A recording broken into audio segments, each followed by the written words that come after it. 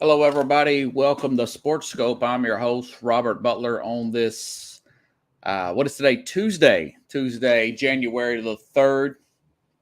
Obviously, I'm going to get into the DeMar Hamlin situation from all angles, not just a league reaction, former player reaction, but also standings. Mike Tomlin had some interesting story about him as far as they go back. Also, Jim Harbaugh. Jim Harbaugh's got some offers here. Got a offer here from Carolina. I'll give you my thoughts on that.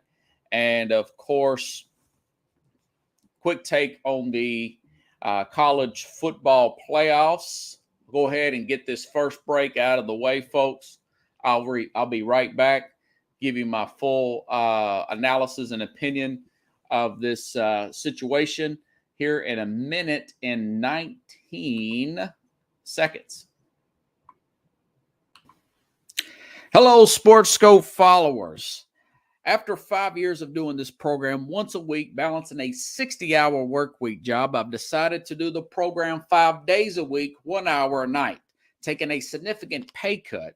So I've started a Patreon page, which is Patreon, Patreon/SportsScope, spelled the same way at the bottom of the screen you see there. For $5 a month, 17 cents a day, you can help support the program. You ask yourself, why Sports Scope? Well, I bring in such big names such as Al Borges, former Auburn offensive coordinator, and I cover the big news in sports that the corporate media will not cover. If you want to contribute more than $5 a month, you can go use the Cash App. The cash tag is Sports Scope, again, spelled the same way. Or you can go to the Zelle app, sportscope@gmail.com. SportsScope has about 5,000 followers and growing. If you want to advertise on the program, you can email me. The word is SportsScope, spelled the same way again, @gmail.com. Thank you and enjoy the program. Okay, I'm here live now, folks. Okay, now let's talk about this situation last night. As the program ended, I was telling Kevin, who was on here, don't tell me the score. He let it slip that Cincinnati scored 7-0. So I had this thing recorded, and came on at 7:30 Central Time, 8:30, and so I'm watching the game. Cincinnati, man, really quick score, boom, boom, boom, touchdown, and I thought, wow, this is going to be on. And then Buffalo goes down. They get the field goal. Okay, so now we're in possession number 3. Cincinnati makes a play, 13-yard pass comes up to a T. Higgins, and then DeMar Hamlin. Hamlin was a fill-in for, thank you, Pickles. He was a fill-in for Micah Hyde. Now, Micah Hyde is our all-pro safety. He got hurt after week 2, Andre, during the Tennessee Titans game way back in week 2. So this guy's a second-year player out of Pittsburgh, comes in. He makes this tackle. Now, I've still got it recorded. We got a 7-3 game. He jumps up, routine tackle, falls right back down. Okay. And I started to know something was kind of fishy, even though I've watched this several times where, the ambulance comes out. You go to a commercial break. There's probably a minute of chatter between the two commentators, and then the game starts back up. This lasts longer than that. And then, oh God, what was his name now? Joe Buck. Joe Buck says they're performing CPR, and that's when my mouth dropped. He says they've been performing CPR on DeMar Hamlin here, and then we later find out that they were doing CPR on him for 9 minutes. Now, also, so then I called my dad. I fast forwarded in real time because I want to see this live. And then I call my dad and I say, hey, what do you think about this? I'm watching the players cry on the sideline. I'm thinking that they already know this guy's passed away. Nothing like this has ever happened. And then we know what happened after that. There's discussion between the two commentators, Troy Aikman and Joe Buck. Joe Buck for ESPN says that there's going to be a 5-minute warm-up period there. It's going to be a 5-minute warm-up period, and then we're going to resume the game. We see the two coaches meet midfield. They go back to their sidelines with an official. There's still some talk in the background. ESPN goes to the studio. The two coaches meet again, Andre, and he said, it reminded me of Darryl Stingley. My dad has told me about that, who played for New England. Yes.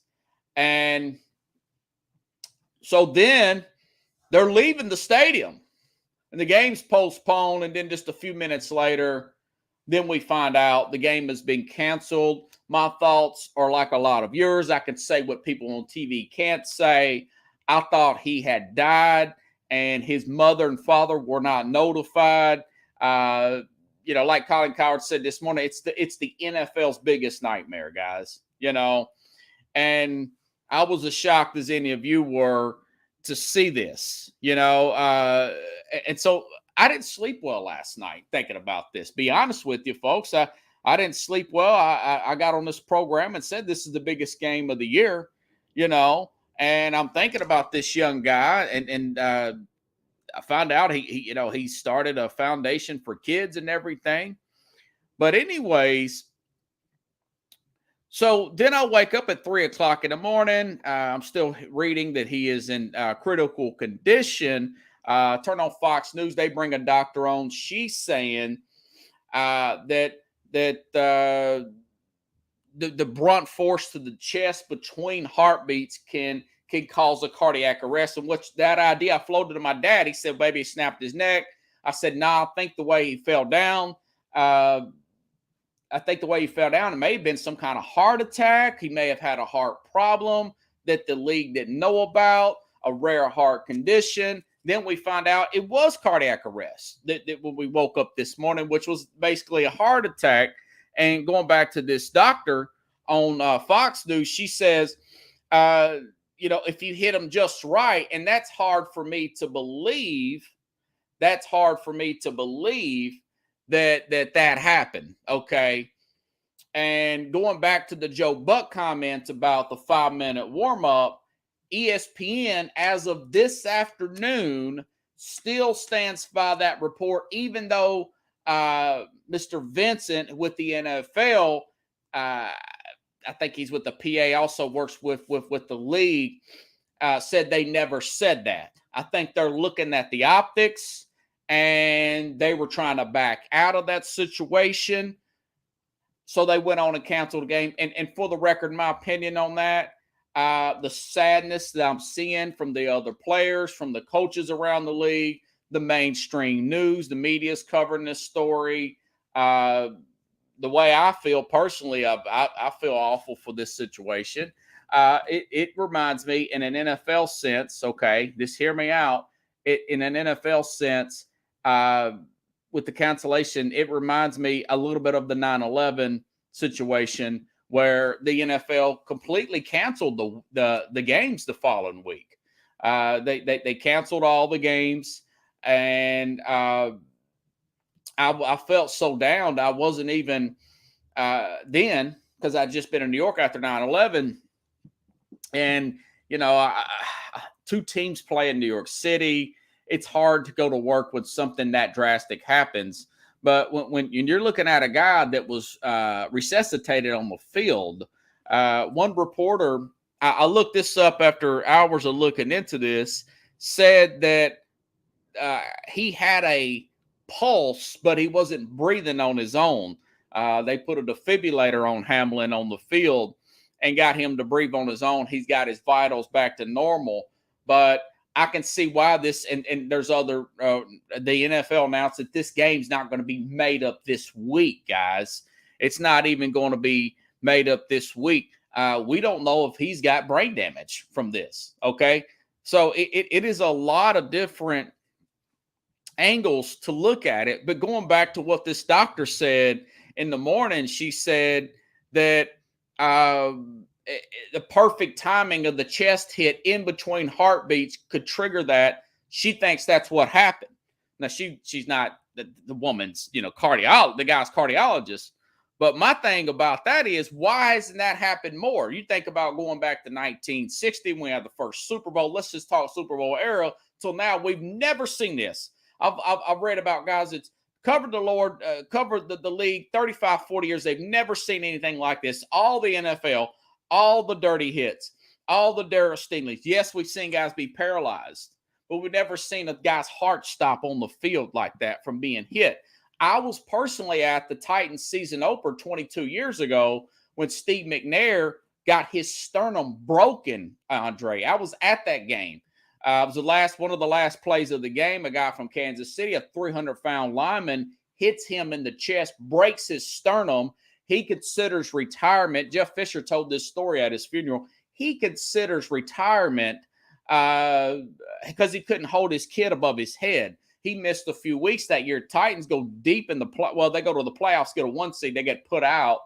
But I would imagine that hit would have caused a cardiac arrest. That didn't cause a cardiac arrest. So that makes me question about whether or not the league did not know about a heart condition of this guy, or it was just one of those one in a gazillion freak accidents where that did hit perfectly. Because you're talking about all the games from 1960 till now, we've never seen anything like it. So I'm sure his mother is probably getting different opinions from other cardiologists as this story develops to see if there could potentially be a lawsuit or anything like that, But I think, again, I think they did the right thing. And, I know what Troy Vincent from the NFL denounced the story the ESPN was told to warm back up.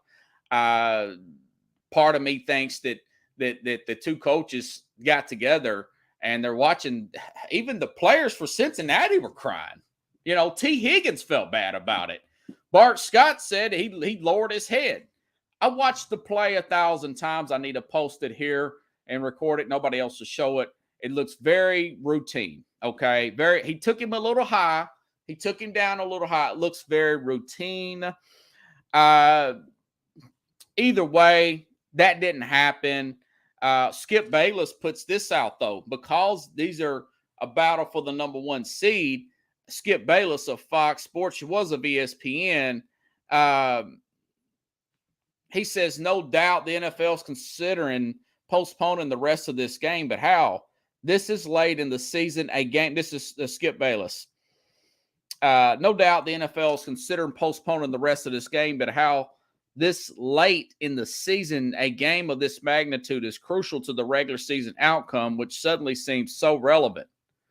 And then Skip Bayless goes on to say, I've seen so many horrific injuries suffered in football fields, yet I've never seen a reaction like this. In every other situation I witnessed or covered the game, I've always went on fairly quickly. The attitude was, hey, that's football for these players. That's different. So that first tweet I read, no doubt the NFL is considering postponing the rest of this game, but how this late in the season, a game of this magnitude is crucial to the regular season outcome, which suddenly seems so relevant. He got brutal. Shannon Sharp did not even show up for the show today. He's a former player. There's a brotherhood amongst former players. You've got guys like Sauce Gardner, former wide receiver for the Dallas Cowboys, Dez Bryant, saying that Bayless should be fired for those comments. He's insensitive. Former LA Clippers player, he's a little bit off the hook, said somebody's going to slap the bleep out of Skip Bayless one of these days. He said that about Bayless. I do think Bayless was wrong and out of line there. He later apologized. He later apologized on the show by himself, which Shannon Sharp didn't show up. I don't think Shannon Sharp was grandstanding there. And I'll call out somebody grandstanding in a New York minute. I do not think he was grandstanding there. I think this is a very sad situation. It is People are backpedaling now, but for the most part, everybody's okay with, other than Skip Bayless, with the game being postponed. But just like I said, a little background on Hamlin. He's second-year player, as a backup safety out of University of Pittsburgh. He had a toy for Kids Foundation. He started. He wanted just to get $2,500 for it, but now GoFundMe's been set up and it's got $5 million. And here's Mike Tomlin today at his press conference talking about how long he's known this guy that used to go to University of Pittsburgh, a Pennsylvania native. Mike Tomlin. I'll say this about Damar Hamlin. Man, it's a really personal thing for me, being a Pittsburgher, and that young man being a Pittsburgher. I've known that guy probably since he was about 12. Just got a lot of respect and love for him as a human being, his commitment to the pursuit of his goals and dreams of doing what it is he's doing right now, which is playing in the NFL. And to watch him make personal decisions and make that a realization, it's just an honor to get to know young people like that.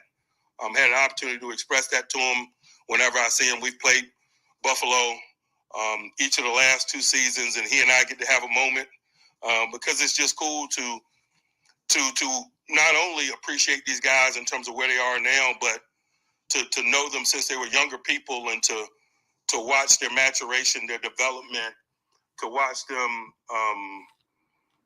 earn what. Yeah. So I thought that was a really, touching comment there by Mike Tomlin, coach of the Pittsburgh Steelers. Here's Dan Orlovsky on NFL Live today. I was very shocked by this. Like I said, I'm shocked by the outcry from this, and I do think it's real. I don't think it's grandstanding. He said a prayer on NFL Live today. Listen up, Dan Orlovsky. I think you saw some of the ESPN football as well, but it's former backup NFL quarterback. This is a little bit different. I've heard it all day, like thoughts and prayers. And you just heard Scherf and Jonathan Allen say, like, all we can do is pray for him. And I've heard the Buffalo Bills organization say, like, we believe in prayer. And maybe this is not the right thing to do, but it's just on my heart that I want to pray for Damar Hamlin right now. I'm going to do it out loud. I'm going to close my eyes. I'm going to bow my head, and I'm just going to pray for him. God, we come to you in these moments that we don't understand, that are hard, because we believe that you're God, and coming to you and praying to you has impact. We're sad, we're angry, and we want answers. Yeah, he does a minute and 15-second prayer there, Dan Orlovsky, on NFL Live this afternoon, and Marcus Spears was there in the background. Not everybody was as gracious and is truly saddened by this situation in and around the league. Now, there's one smart aleck. But I was surprised that there was not more comments like this. But, you got guys like Dominique Foxworth always claiming to be a whiny victim, saying fans don't give a bleep, and he's upset. But I think he's obviously full of crap, always been full of crap. My take on the whole thing is, how can we prevent something like this? Only thing I can really think of is what I've been saying for a few years when it comes to the CTE, the headshots and stuff like that, even though I don't know if this really had something specifically to do with that. But the next step is, guys, is to make the outer part of the helmets not so hard. They're weapons. T. Higgins did, duck his head, and he ran into Hamlin there. Of course, Hamlin grabbed him and threw him down. And like I said earlier, just jumped back up like it was no big deal. And of course, that's when the cardiac arrest went in and he fainted. He lost the pulse, excuse me, and fainted. If he would have fainted, it would have been no big deal. But, so it's a lot to digest. We're still early in this thing. They're going to have to make this game up at some time. Okay. But let me go over some of your comments and questions. And and then I'll let you know how where the standings stand, where we're at right there on the standings for this game, the importance of this particular game, because it does it does tell us who will be the 1 seed. We got to figure that. Andre said it was eye opener. Every player has at times looking for that big shot. Yep. Tomlin, the class act, and he is really good. One of the best podium coaches I've ever heard. Looks like they've got their quarterback. He keeps his players level-headed, and I'm glad that he did come out. Oh, yeah, and Pickle says 218-01, Earnhardt was killed on the last lap. And it did not look like, I remember listening to that on the radio. I saw replays of the famous race car driver, Dale Earnhardt, did get killed on the last lap there. And if you want to, the really ironic thing about that is his car number was the number 3 car. The jersey number for Damar Hamlin is this 3. And even fans were saying prayers for him outside the stadium and outside the hospital for Cincinnati. The Cincinnati fans did.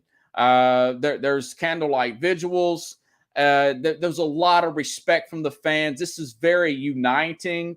Again, one person said it's uniting the country. I don't know if I go that far, but I'll say this. If this turns for the worse, he's in critical condition. That's the last I checked, just about 15, 20 minutes before I come on the program. We don't know if this guy's got brain damage or not.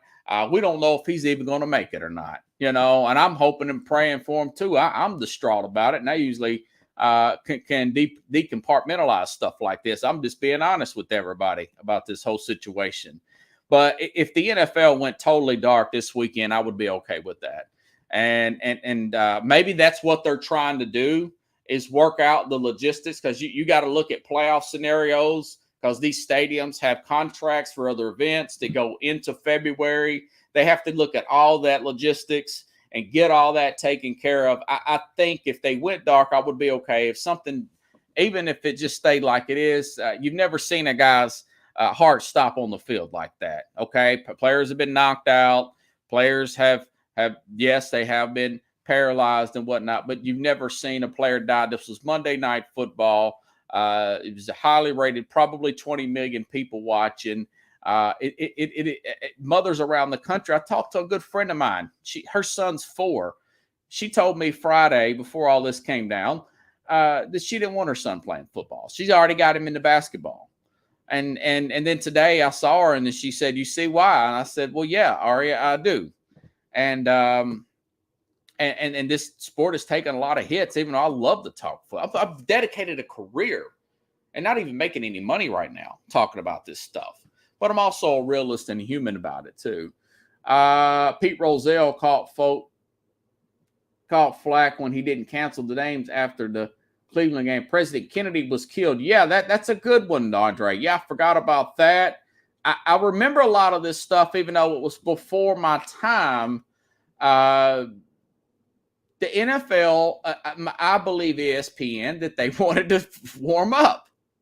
And then I think after the coaches talked, and then some of the executives said, "Hey, listen, I know we owe the advertisers a lot of money, but what advertiser do you want to put on blast or say publicly wanted to get their commercial shown when this kid's fighting for his life literally on the field?"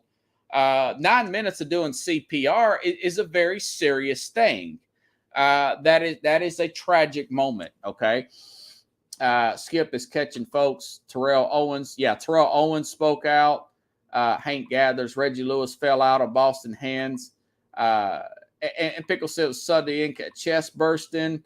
Yeah. And that's what the doctor said this morning. My thing is, there's a possibility that he had a heart issue, that the physical, and I know they do extensive work, they have to, that these team doctors did not find. I think that could still be a possibility. And of course, that opens up the NFL to a lot of liability if that is true.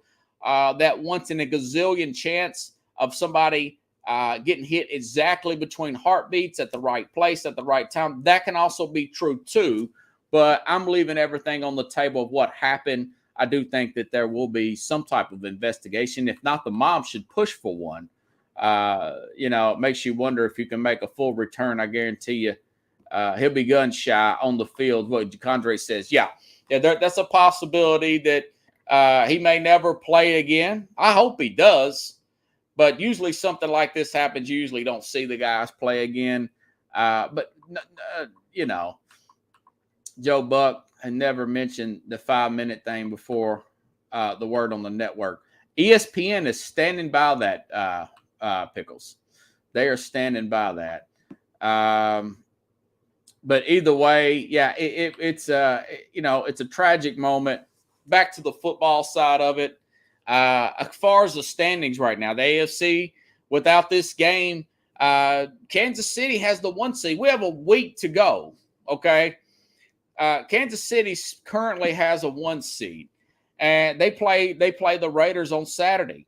Cincinnati will play, if it's played. They will play Baltimore on Sunday, and Buffalo will play New England at home. Here's my thing. Both of these teams beat Kansas City, so that wouldn't be fair. Both of these teams experienced this horrific moment.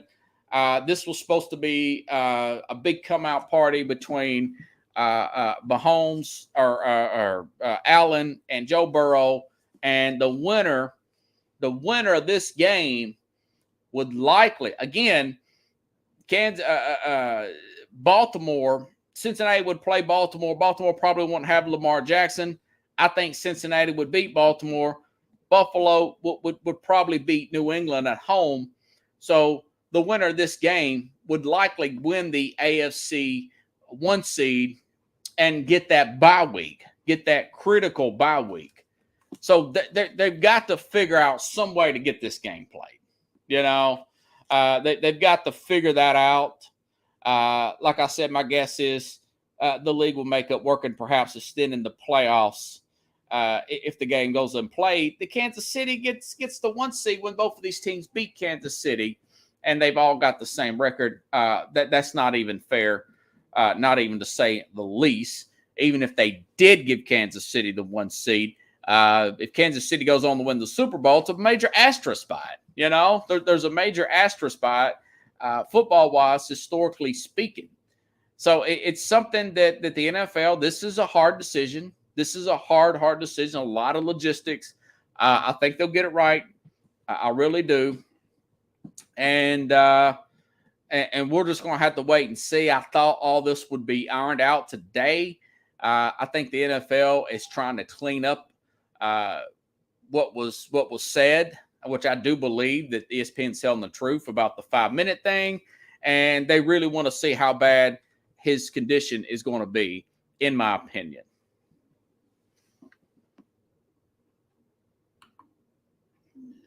Show grace in the city. Yeah, that is. Andre said they show grace in city. NFL announced Week 18 would continue as scheduled. So I believe that. I don't think that they're going to. They'll probably have a moment of silence there for him. But I'm okay either way. I'm okay either way. It's very disturbing, and ironically, today is January the 3rd. His jersey number was number 3. Dale Earnhardt wore number 3, and today is the 3rd. I'll just say this, and I'll let this be. It did show a lot of unity and how sports have brought people together. And I'll say this, Buffalo's had a rough year. Buffalo's had a rough few years. These guys were snowed out of their homes. They couldn't even have a home game in their stadium this year because they got 7 feet of snow a month and a half ago. They got 7 feet. That's no exaggeration. Okay. They had to work out logistics to get players to the airport on a Saturday, flew to Detroit to play Cleveland in Detroit a week before Thanksgiving. They stay in Detroit and play another game in Detroit, still away from home, 4 days later, and play the Lions and find a way to win both games. So they've been through a lot this year. The Micah Hyde injury was serious too. He had a neck injury. They stopped the game for Dane Jackson, a cornerback, had a really bad injury. He's back. And also, during the COVID year, they got stuck playing because the Titans had a breakout on COVID. Their game got put off till Wednesday in the middle of the week coming off a road trip from Vegas, and then Tennessee blows them out. They've had some weird, unforeseen circumstances come over that organization. And then now you got a player who not self-included, thought died on the field, and he's bad. What else can go wrong for these guys? On top of that I mentioned, they got another foot of snow over Christmas. It's just it's a one mess after another, and you feel like it's bringing this team together. Other than this injury, they've gotten relatively healthy. As far as the game, Cincinnati did look like the better team, but Cincinnati had two possessions. Buffalo had one. You still had, adjustments to be made. We'll see how all this plays out. I still think they're probably the two best teams. I'm curious to see, like you are curious to see how it's going to play out. I hope the best for this guy. I hope he comes up with a full recovery. I was relieved this morning as the hours passed through, and I'm working. It's pouring down rain here in Nashville, by the way. Tornado watches all day, and I'm watching my phone. I'm listening to the radio, looking to see if this guy's still alive, and he is, thank God. So it's just a lot to digest here. And I didn't get to the normal topics I wanted to get to on Tuesday because something big and drastic like this has happened, Not a fan of this commissioner. Yeah, he's weak. He's weak. He is just not as strong as Tagliabue or some of the other commissioners here, in my opinion. Switching gears here. Jim Harbaugh. Jim Harbaugh there is rumors here, and quite frankly, I think there are more than rumors. There's multiple reports, sourced reports here, that Jim Harbaugh has had sit-downs here with the owner here of the Carolina Panthers. Okay. It says interviews will not begin until after the Carolina 6-10 season finishes. Under the interim coach Steve Wilks on Sunday, they'll play against the Saints. Wilks, according to league sources, is considered. He's done a good job. He did a bad job of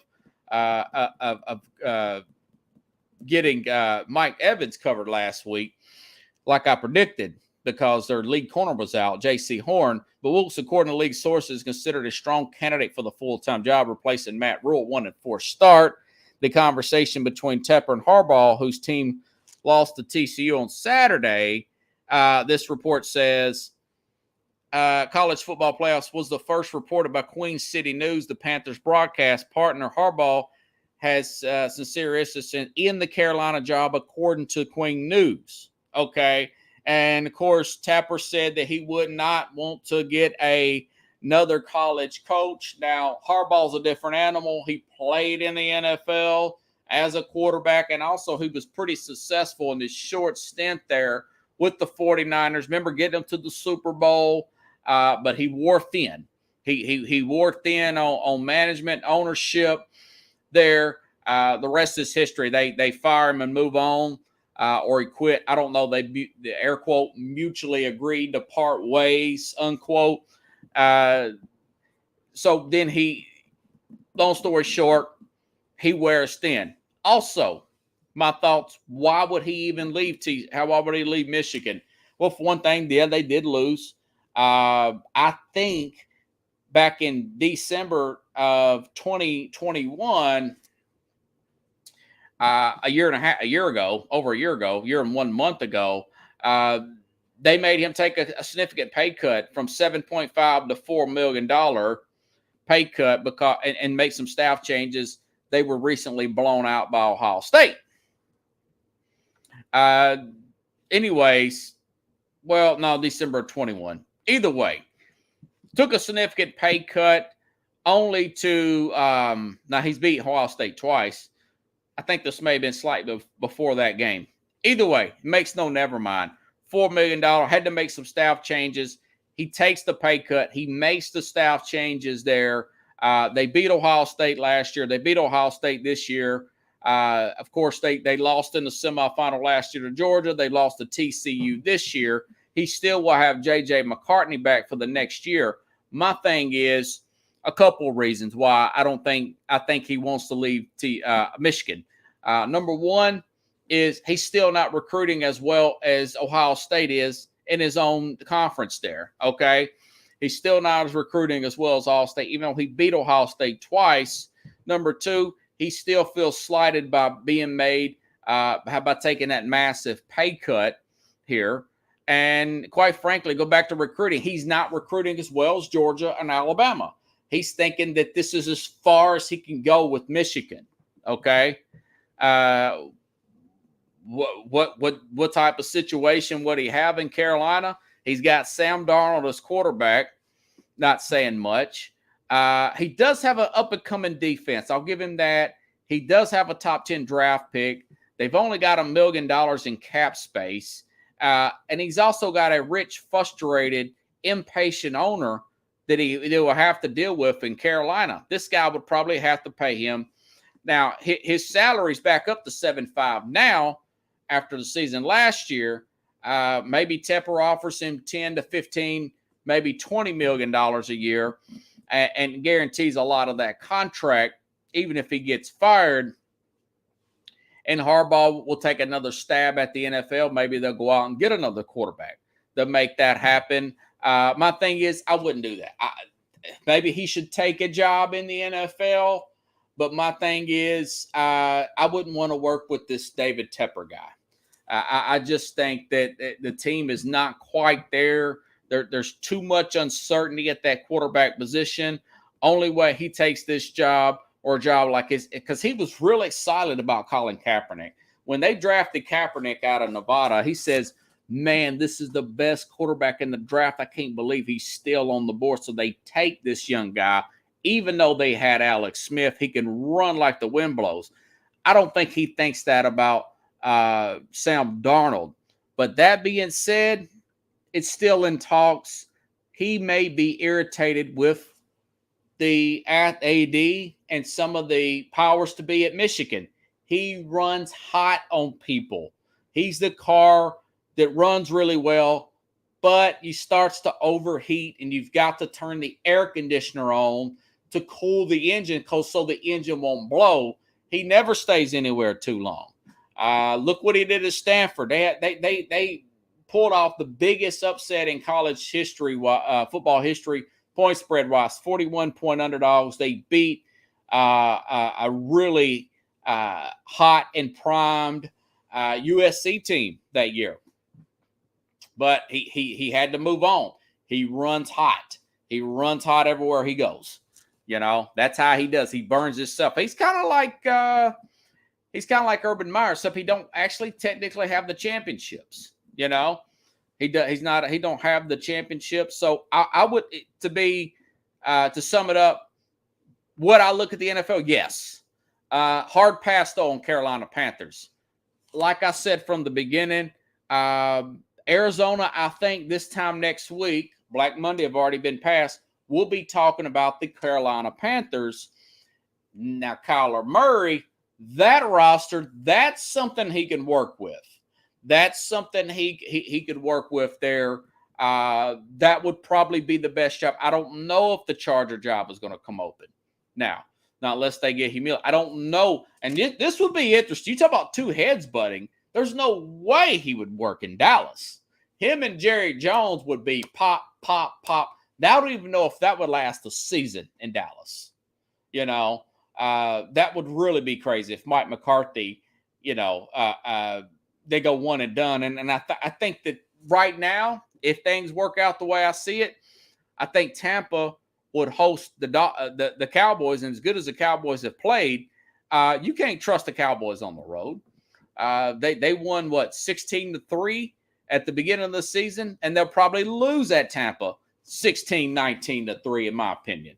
So I don't think, and I think McCarthy will be in trouble perhaps, whether it's his fault or not. But Dallas, yeah, that would be interesting. Of course, they would want to get Sean Payton too. Of course, everybody wants to get Sean Payton. But of course, last week I talked about the Sean Payton rumors of him and Brady going back to the Saints together and putting something out there. Well, there would be no trade done there, and Brady wouldn't. There would be no trade for Brady. There would be no trade to get Coach Sean Payton. But Bruce Feldman says, a college reporter, and these guys are pretty reliable. He says it's a done deal if, what did he say? Going back to the Carolina. Oh, man. What? He said expected to leave Michigan for the NFL if the job offered. That's one report, Bruce Feldman. I think it's a done deal if he gets an offer. Here's an updated story on Jim Harbaugh, NFL 2.0. With the reporting, the Panthers owner David Tepper talked to Hopper and Carrot about the vacancy. It just seems like that he's really irritated. Okay, so to the college football playoff itself. All right. Both games, there's a long layoff there between the two teams. I thought the tackling was terrible. And I'll say this, and this may be a little controversial. Comments like this may not get me a radio job, but I don't care at this point. I do not think it's, air quote, rigged, or I do not think that there's memos or verbal instructions to how to officiate these games. But I do think that it is implied to a certain extent without saying for these refs, because of all the money and the advertising that it is involved in these games, for them to call the game or lack thereof it in favor of the underdog to keep the viewer watching, okay? To keep the viewer, for example, there was a unnecessary roughness call targeting, totally missed in the Michigan game. There's a picture out on the internet and everything. For example, the Georgia game. Ohio State looks like they jumped off and false start 2 or 3 times in the first drive. I said, okay, you can't see that. Are you blind out there? Okay, now I see what you're trying to do. So on Saturday, I'm playing my game. I love playing my little Streets of Rage game. I like to record stuff, sporting events like I did the other day, and fast forward and watch the game without watching the commercials. And I could see in slow motion players from Georgia or from Ohio State jumping off sides and moving on the offensive line without no false starts being called for Ohio State. I know Georgia still won the game. They're the superior team, But when I saw that and I saw, okay, nothing's going to get called here.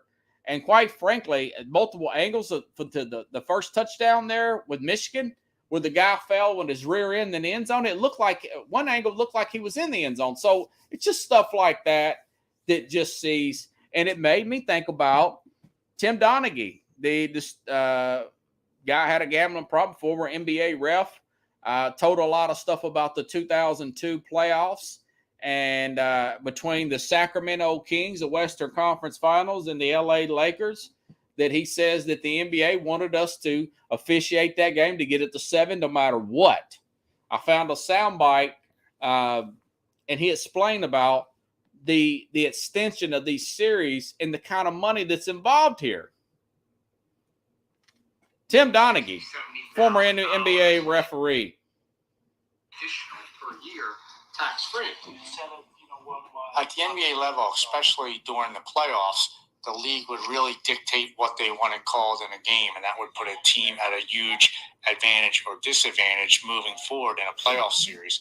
And it was always a situation where they were extending a playoff series because the amount of revenue an additional game would be in a 7-game series was always something that was in the back of the referee's mind.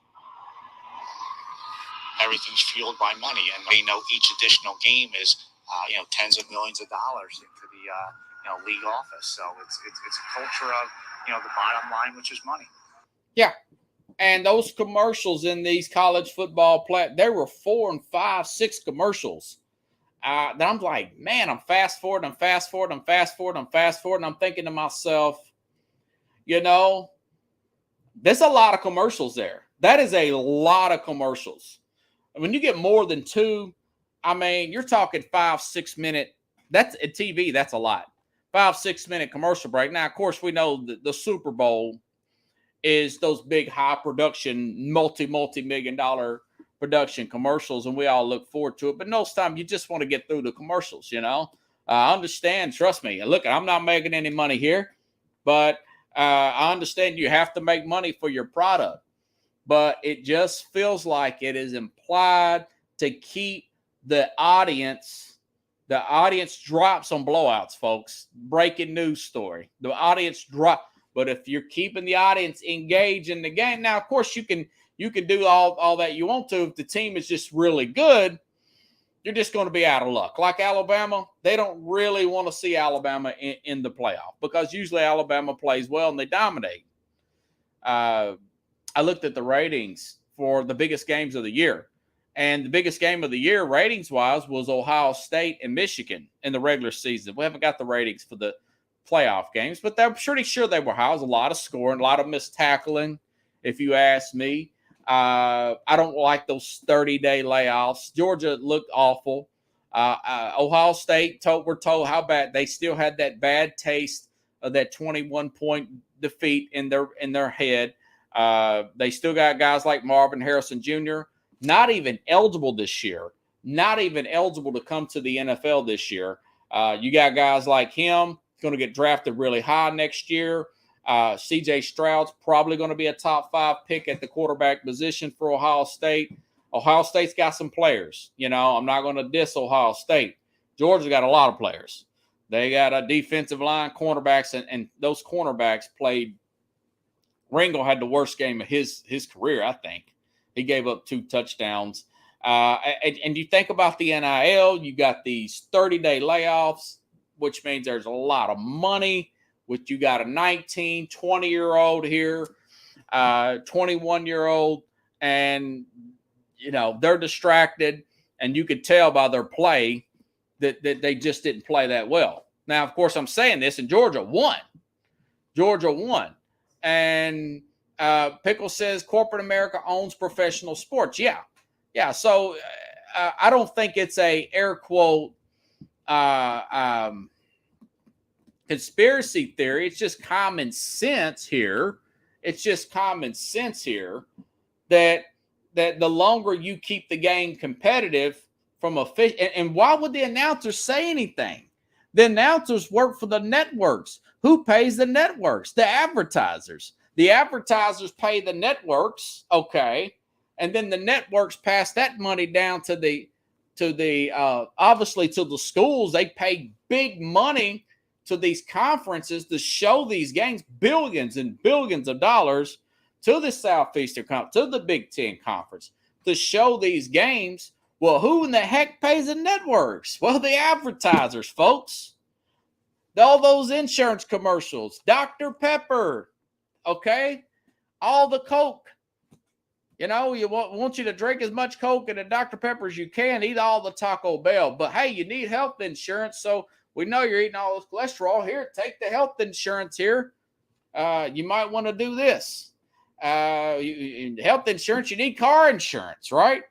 And then you got the guy driving down, the mayhem guy. I've seen that commercial a dozen times. He's always getting in a wreck in the parking lot. The guy that used to be on the show Oz. I mean, I've seen that commercial 10,000 times where he's getting in wrecks on purpose. They're paying a lot of money to show that commercial over and over and over and over again. But if the game's a crappy blowout, why do I need to get to watch the commercial not to miss the next play? You know? So it makes sense. It's not, I'm not saying that it's over the top. I'm thinking it's just a little bit. And then particularly early in the game, because a lot of these are front-loaded commercials. You see the commercials in the front early, and you definitely want to keep it as close for as long as you can. And then you may get some makeup calls, the makeup call in the second half to kind of even it out. So one coach is ticked off, usually the underdog, the favorite, in the first half, and then in the second half, the underdog, or vice versa. I'm not saying it happens all the time, but I do think in some of these higher end games, like the playoff or whatever, or these big games. We just talked about the Hamlin situation. Somebody in the NFL wanted those guys back out. They don't care if he's dead or not, because they had those commercials that need to be seen by you, the viewer. Even after something as bizarre as a guy pulse going out, as a guy not even having a pulse on the sideline. It just seems like it's implied. That's all. It just seems like it's implied. And for that, I'm done with wagering. I'll still break down games as in point spreads. I'll do fantasy, but wagering, you're really taking. You can have all the information, not unless you have inside information. That's different. But that's how Donaghy got, because he knew about who was what, and he had a lot of inside information. Then maybe that's different, but technically that would be illegal. So that's all I got today, guys. I wanted to lean into that story as much as possible. Didn't get to good scope, bad scope. Didn't even get to rankings. I'll get to some of that stuff.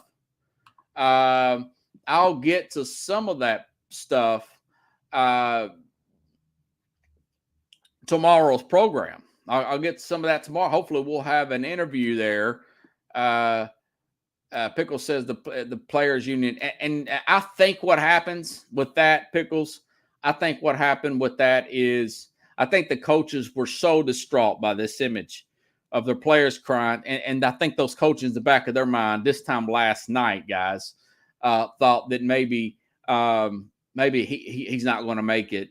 And the players may turn on them to make the call to just postpone the whole game. I've never seen it like that, where both players on both teams. Joe Burrow was even upset about it. Josh Allen were that distraught, and the NFL did not want to look like they were pushing the players to play when there's been a death on the field, even though it wasn't a death. That's what I believe. So if you guys like the show, share the show. You're not going to get those kind of opinions in the corporate world right there. But like I said, I don't really care. I'm here to just tell you the truth, what I really think to be truth. Again, ESPN totally backs that up, by the way. They said, no, we were told it's going to be a 5-minute warm-up period. And that's as of late this afternoon around 5 o'clock Central Time. So thank you, guys. Again, I'll be back on tomorrow, same time, same place here on Sports Scope.